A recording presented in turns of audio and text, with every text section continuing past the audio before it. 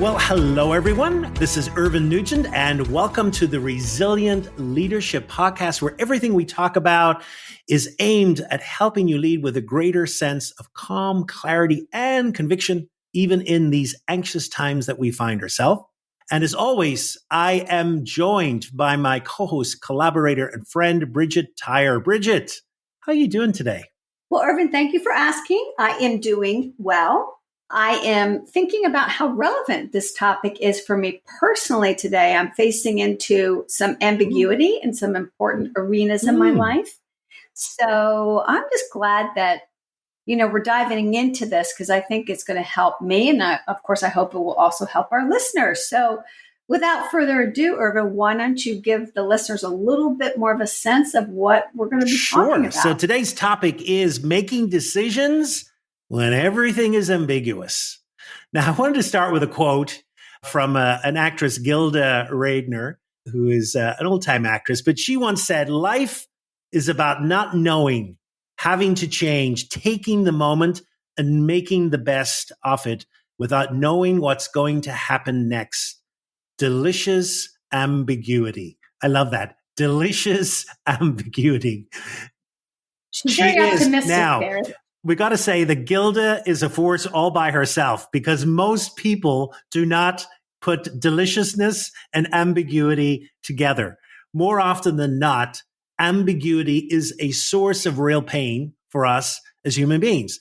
And it's interesting, studies have shown that, 90% of problems that middle managers and above make are ambiguous.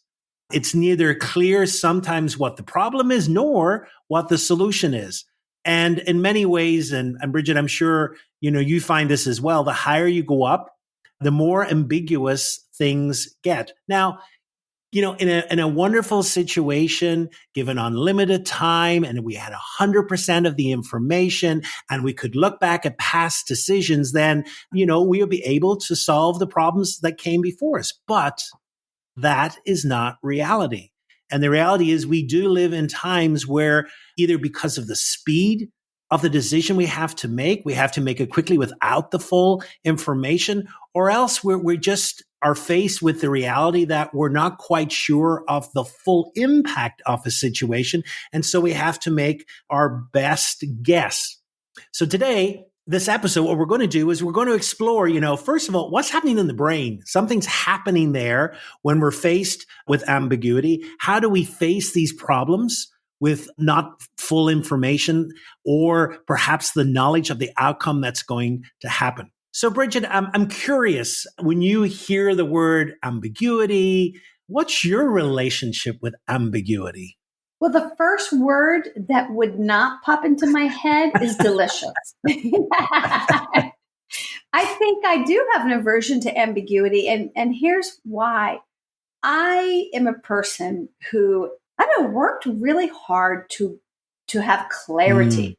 Clarity in my communication, clarity in my aims and aspirations and goals, clarity in the way I approach my business, coaching. And I help leaders get clear. I think that's one of my strengths because we know that clarity is extremely important for organizations. So what's the opposite of clarity? Ding, ding, ding, ding, ambiguity. So I think I have a complicated relationship with ambiguity. That would be my bottom line answer. Now, how about you, Irvine? Yeah, it's interesting. I think like you, there is a certain amount of, of wanting kind of clarity about a decision. However, I have noticed that sometimes I'm willing to make a decision and I know that the story in my head is, even if I don't have all the information, well, if I get it wrong, I'll just make another decision. So I'm not in the sense of I don't necessarily have to have perfection the first time around. I can do it again.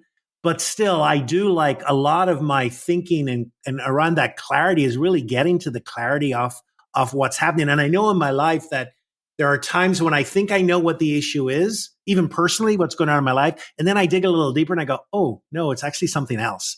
And I think that's taught me to be weary of jumping to conclusions too quickly. Aha. So you have grown, it sounds to me, over the years in becoming a little bit more comfortable with Yes, ambiguity, very right? much so. Yeah, Yeah. that's awesome. And of course, even still, we know that it's challenging to make a decision in the face of Yeah. ambiguity, right? Wouldn't it be Yeah. nice if we just had all the information and we had a clear path and it was pretty black and white? That's not the way most things go.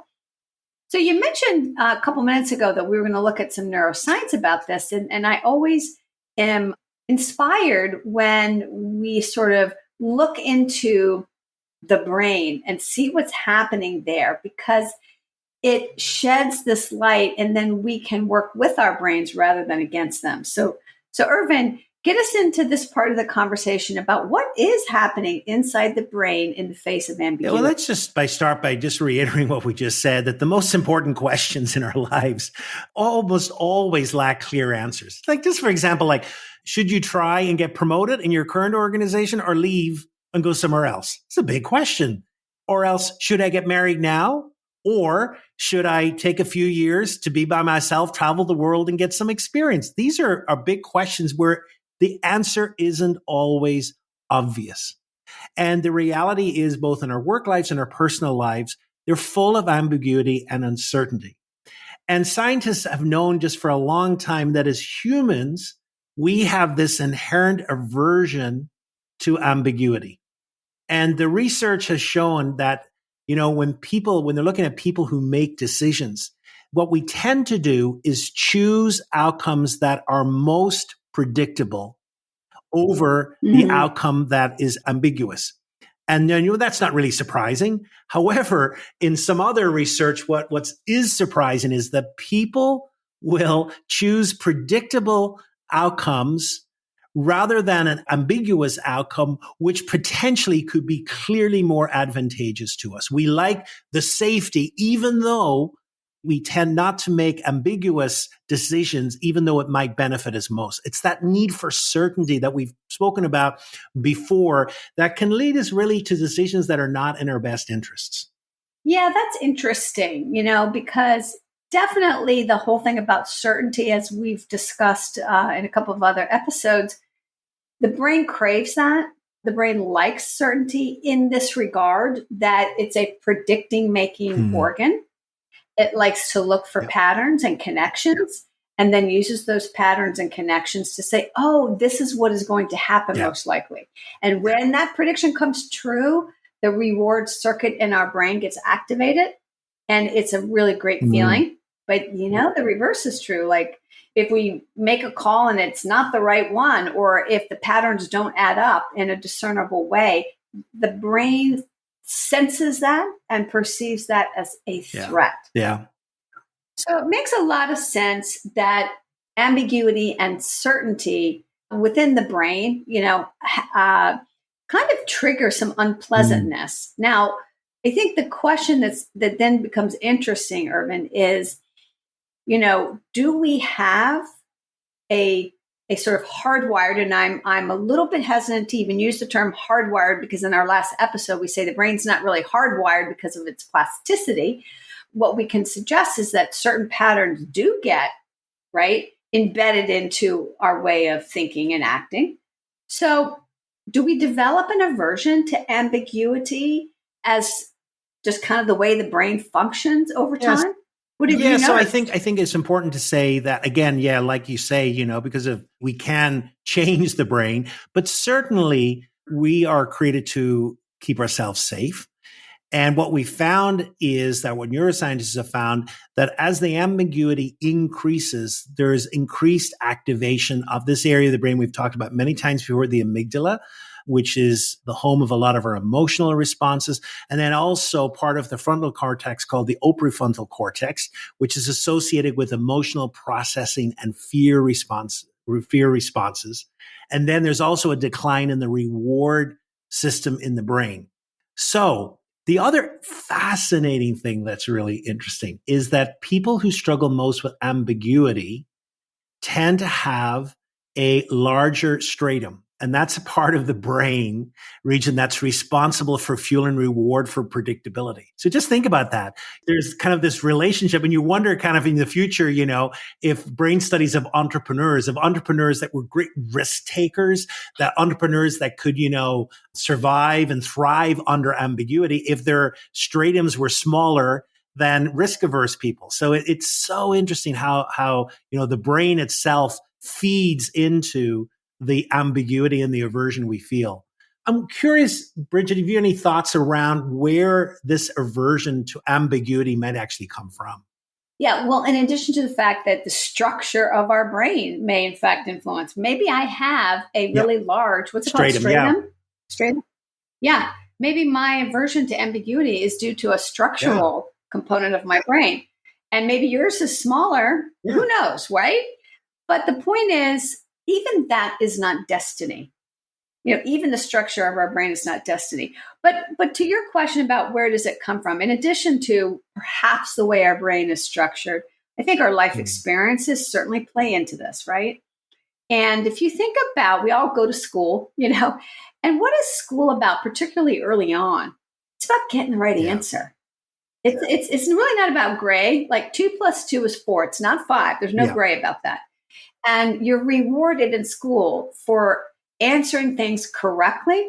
And really, it's not something I don't think we're typically, and I say typically, rewarded for seeing paradoxes and nuances and grays, right? So I wonder if just our educational shaping early on, at least in elementary school, contributes to this aversion to ambiguity.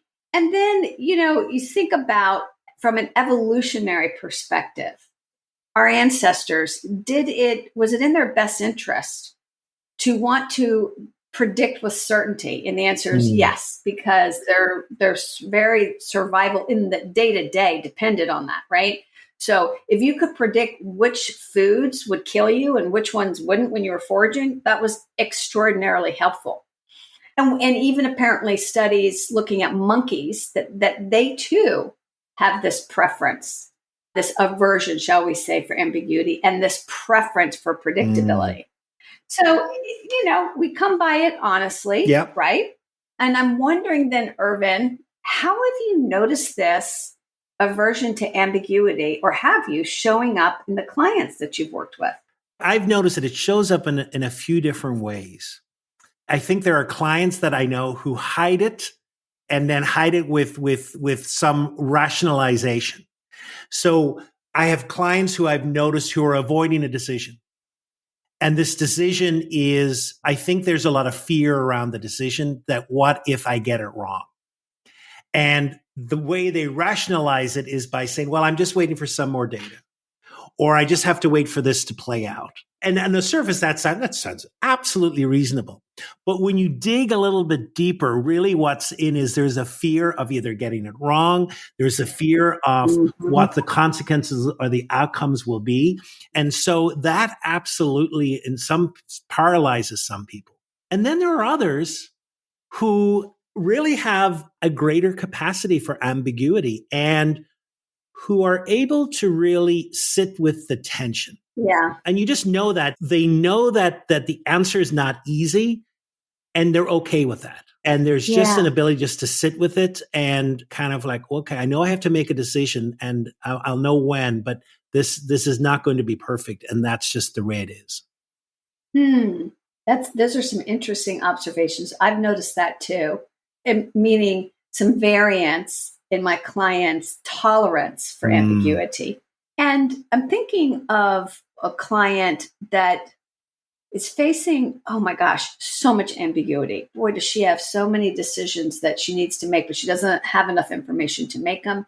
And it's not even clear if she gets the information, what the best course of action will be. And this is happening on multiple fronts. And her anxiety is palpable.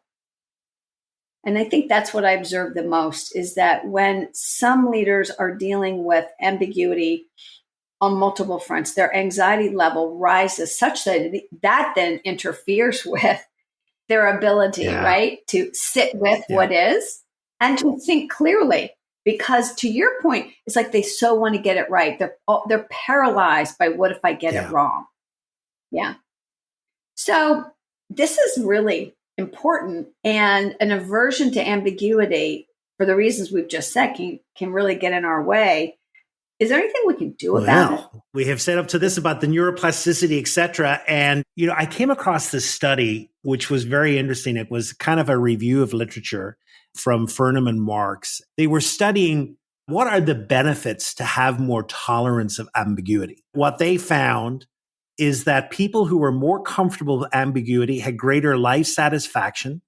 They experienced more positive emotions, feel less threatened by the environment to others, experience less anxiety. They are more entrepreneurial, better managers, take more risks, have greater self-confidence, and be more open to new experiences. And I was saying, I'll have some of that, please. I mean, it was like this list of, instead of the drug ad, everything going wrong, everything going right. So this is important. The point is, if we can change that, we really are impacting a lot of life satisfaction. And you can understand that because we have said before, we're in a VUCA world. That's not going to change.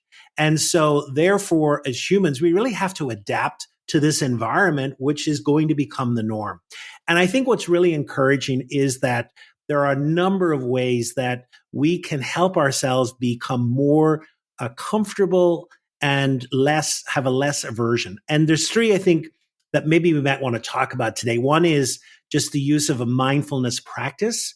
The second is focusing on process rather than outcomes. And the third is thinking in a way which I called probabilistically, which is talking about probability. Yeah. So let's look at mindfulness and how mindfulness might help us become more tolerant of ambiguity. Yeah, that is such a great point. Just this morning, in preparation for recording this conversation, I did a very brief mindfulness breathing practice. I set the timer for 30 seconds, literally.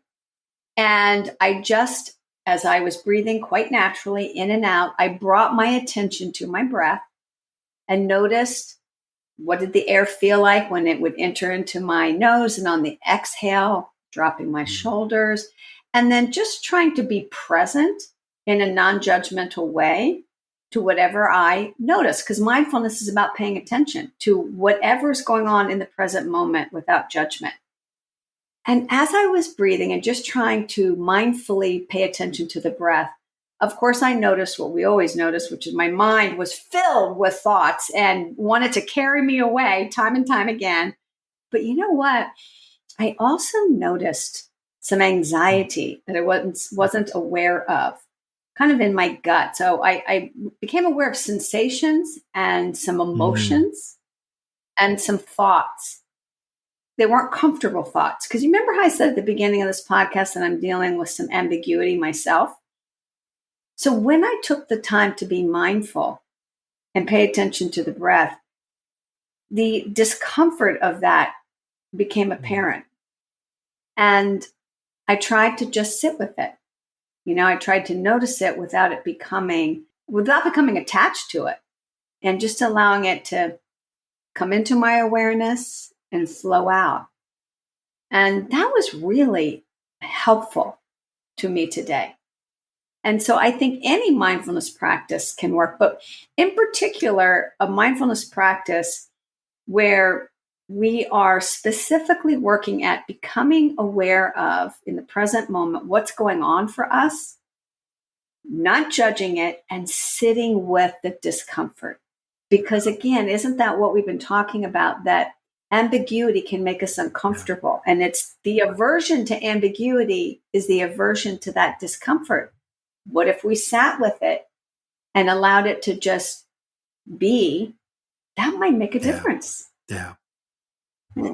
So what else, Irvine? I mean, that to me was really, really helpful. What's another strategy that you mentioned? So I think the other one then is really zooming out and looking at where is our focus. Because I think sometimes our focus is, rather than don't focus on making right decisions, but rather on making the decisions right. So what I mean by that is, at times, we do live in an unpredictable world. and we have wrong predictions. And, it's impossible for everyone to predict everything perfectly. And we all have to make decisions with limited information at hand. So therefore, one of the best things, instead of really overly focusing on the outcomes, what will the outcomes be of this? It's really to say, what's the process that I'm using? And so many times the outcomes out of our control, there are no ways we can predict because there are things, but we can really focus on the process. So let me ground this a little bit. So we've got a podcast, and wouldn't it be wonderful if in our podcast we wanted to be international success with a legion of followers, and we could focus on that. We could say, oh, we want the outcome goal is for our podcast to go viral. But really, that's not in our control. There's a lot of different things that go into making a podcast successful. But here's instead of really fretting about that goal, what we could do is look at the process that we are doing, such as the metrics. How much time are we spending with each episode? How many episodes have we posted? How much research are we putting into each episode? How much feedback do we get? All of those things are within our control. And it's this process, and really then just give up this outcome, which is really beyond our control. And what's interesting is, I was looking at some research by these two guys called Barron and Hersey, who were saying that as humans, we tend to have an outcome bias, in the sense of we tend to look at people and judge them by the outcomes rather than their process, which is really interesting. And it says, kind of thinking about that, if we're leaders in organizations where there's a lot of ambiguity and uncertainty, I think we can help embrace the ambiguity, both of ourselves and others, by really creating a culture that looks at process rather than outcomes. That really, have we good processes in place as we go about making a decision? And instead of putting all our focus on making the right decision, the perfect decision, it's are we going through good processes? And that really will help us establish a sense of control and a sense of we're doing everything we can in the face of the ambiguity. I like that. I like that a lot. Because, as you said, you can't control the outcome, but you sure can have a big control over the process by which you are seeking that outcome. Yeah, that's good. Bridgette, anything else? I think I've mentioned as well about probabilities. Yeah, thinking in probabilities instead of certainties. Of course, if you think about it, right, doesn't life teach us that nothing in life is certain except for death? Yep. And taxes. And taxes. You can get away sometimes with not paying your taxes, but you can't get away from dying, I'll tell you that. And yet, even though we know that intellectually, I don't think we live our lives like that, and we're just seeking certainties.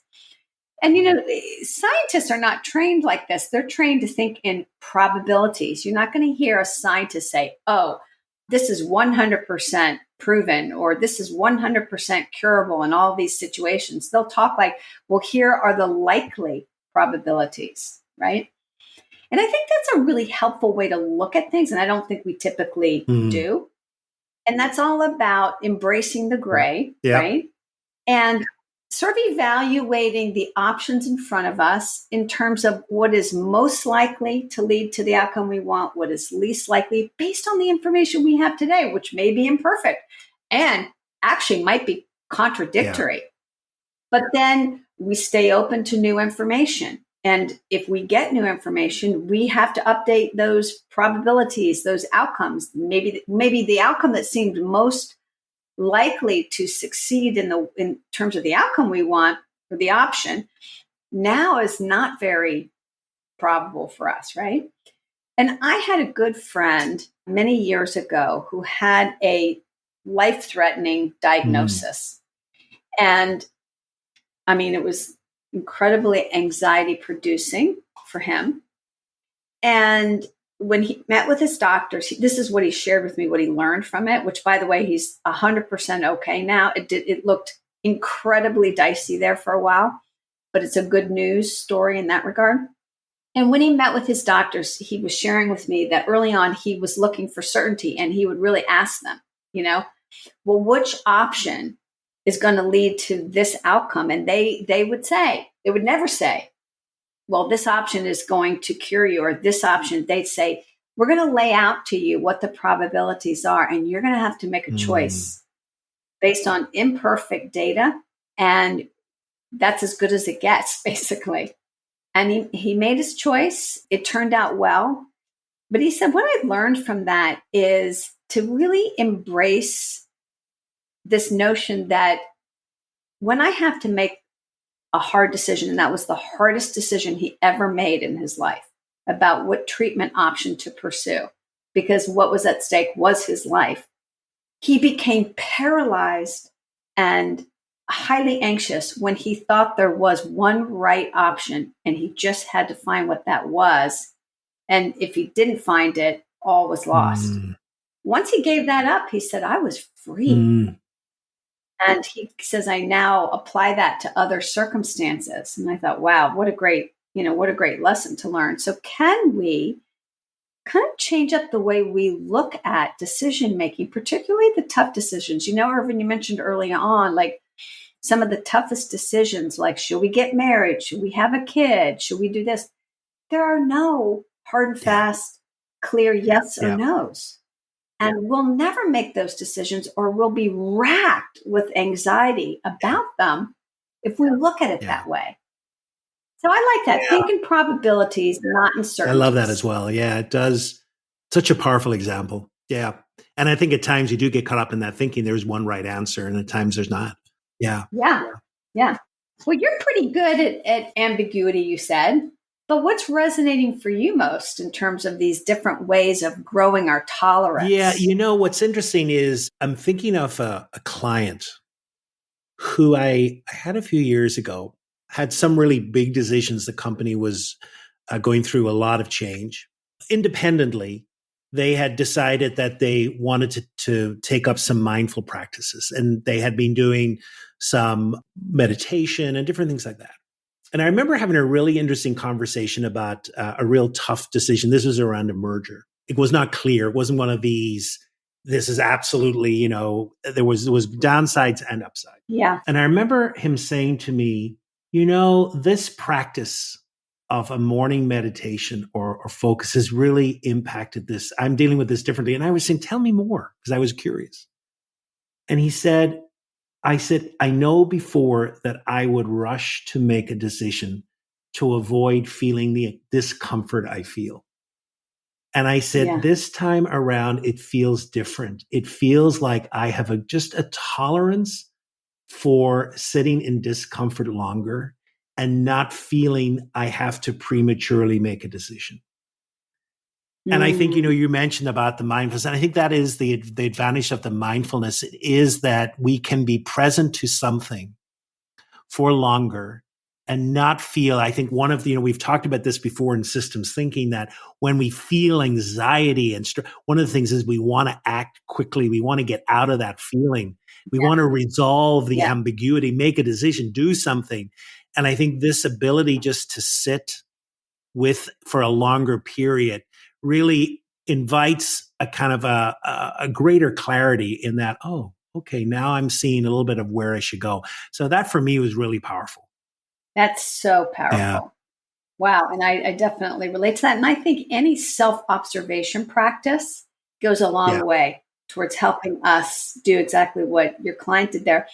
Part of what's really resonating with me, and I know this is so important in the organizations where I coach folks, and that's that strategy you mentioned of paying attention to process and outcome, not just outcome, right?